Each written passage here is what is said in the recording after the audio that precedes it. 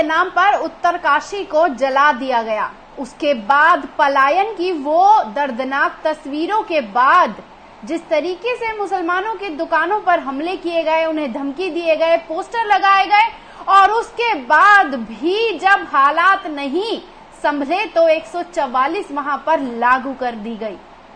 लेकिन सवाल यही उठता है कि क्या असली संत होना यही है, असली हिंदू होना यही है, या असली सनातनी होना यही है कि मुसलमानों पर हमला करो और बस बताओ कि हम असली सनातनी हैं। तो दोस्तों, एक ऐसा वीडियो सामने आया है जिसके बाद हर सनातनी सोचने पर मजबूर हो गया है कि जब हिंदू मुस्लिम साथ मिलकर रहने वाले दो भाइयों की भारत में तस्वीर को बनाया गया, साथ रहते आए और आज भी हिंदू मुस्लिम साथ रहते हैं। पड़ोस में जब किसी को जरूरत पड़ती है तो भी मुसलमान हिंदू की मदद करता है तो हिंदू मुसलमान की मदद करता है। लेकिन 2014 के चुनाव होने के बाद भारत की तस्वीर में एक ऐसा पलट आया कि हर कोई बस मुसलमान को अपना दुश्मन मान लेना चाहता है। तलवार से लेकर हर जगह वो बस गर्दन काटने की राजनीति को ही मुसलमानों से बदला लेना ही भारत की असली सच्चाई और असली तस्वीर और असली तरक्की के तौर पर ही देखता समझता हुआ दिखाई पड़ता है। लेकिन अभी भी असली हिंदू, असली सनातनी और हिंदुत्व की वो असली चेहरे वाले साधु संत अभी भी मौजूद हैं। क्या कहा है साधु संतों ने, एक बार इस वीडियो पर नजर डाल लीजिए। को आगे ले जाना है, हिंदू मुस्लिम को एकता लाना है। हिंदू मुस्लिम एकता जिंदाबाद, हिंदू मुस्लिम एकता जिंदाबाद। प्लीज हमारे हिंदू भाई मुसलमानों को तंग न करें। थैंक यू भैया। जय हिंद, जय हिंद, जय हिंद। तो दोस्तों, आपने देखा ये वीडियो, ये तस्वीर बताती है कि असली हिंदू होना क्या है, असली सनातनी होना क्या है। और इसी के साथ साथ उत्तरकाशी में जिस तरह की तस्वीर बना दी गई है उस पर भी गौर कर लेना जरूरी हो जाता है, क्योंकि उत्तरकाशी में पुरोला नगर में 19 जून तक धारा 144 लगा दी गई है। हाई कोर्ट, जिला प्रशासन भी पूरी तरीके से मुस्तैद हो चुका है और बजरंग दल जो अपनी ज्यादा ही दादागिरी दिखाता हुआ नजर आ रहा है, उन्हें दौड़ा दौड़ा कर पुलिस पीट रही है। एक बार इस वीडियो पर भी नजर डाल लीजिए। हिंदुत्व की उस गुंडई को पुलिस ने पूरी तरह से डंडे के नीचे कैसे कुचला आपने देख लिया।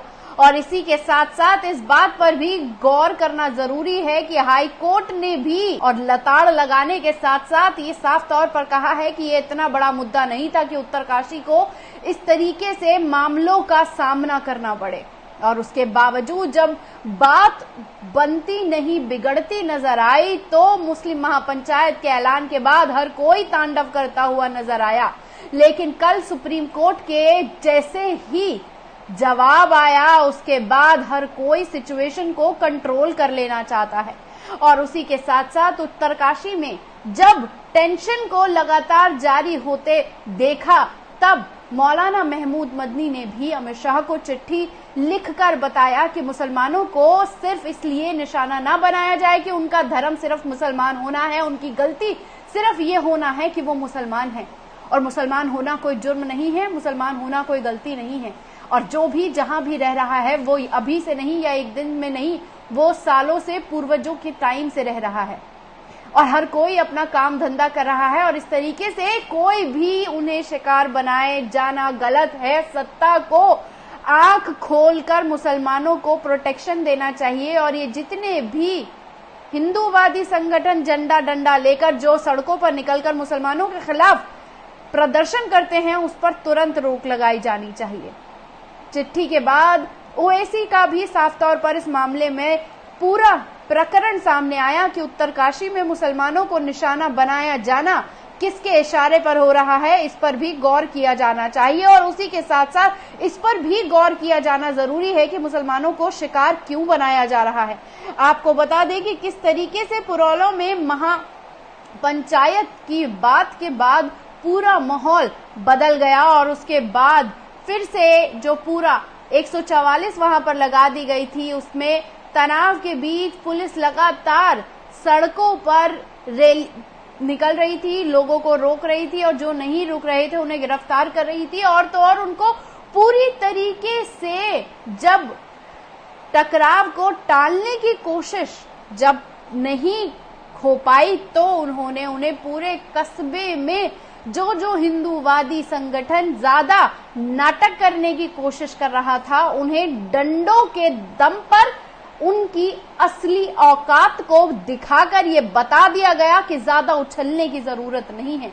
गलत चीजों को प्रशासन जब सुप्रीम कोर्ट की लताड़ लगी है तो अब सिचुएशन को कंट्रोल करने में लगा है और 19 तारीख तक तमाम जगह पर 144 लगा दी गई है। और 144 लगाने के बाद जब पुरोला में 144 लगा दी गई तो हल्द्वानी से भी मुसलमानों की दुकानों को तोड़ने की तस्वीर सामने आई है। एक बार इस वीडियो पर भी नजर डालें।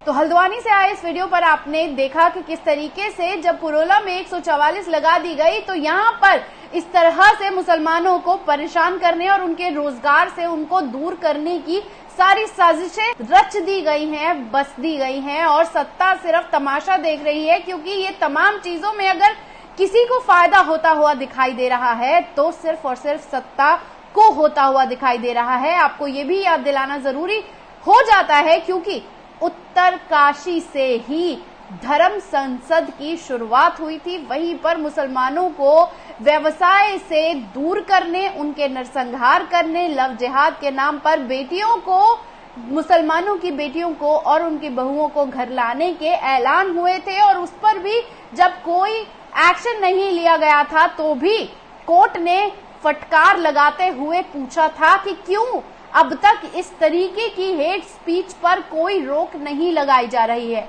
लेकिन सवाल वही उठता है कि जब असली हिंदू सड़क पर उतरकर मुसलमानों के साथ खड़े, कंधा से कंधा मिलाकर खड़े होने की बात करता है तो हर कोई बिलखता हुआ नजर आता है। लेकिन सवाल वही है कि उत्तरकाशी में जो भी हो रहा है उसमें 144 की धारा लग जाने के बावजूद अब तक वहां के हालात नॉर्मल क्यों नहीं हो पाए हैं।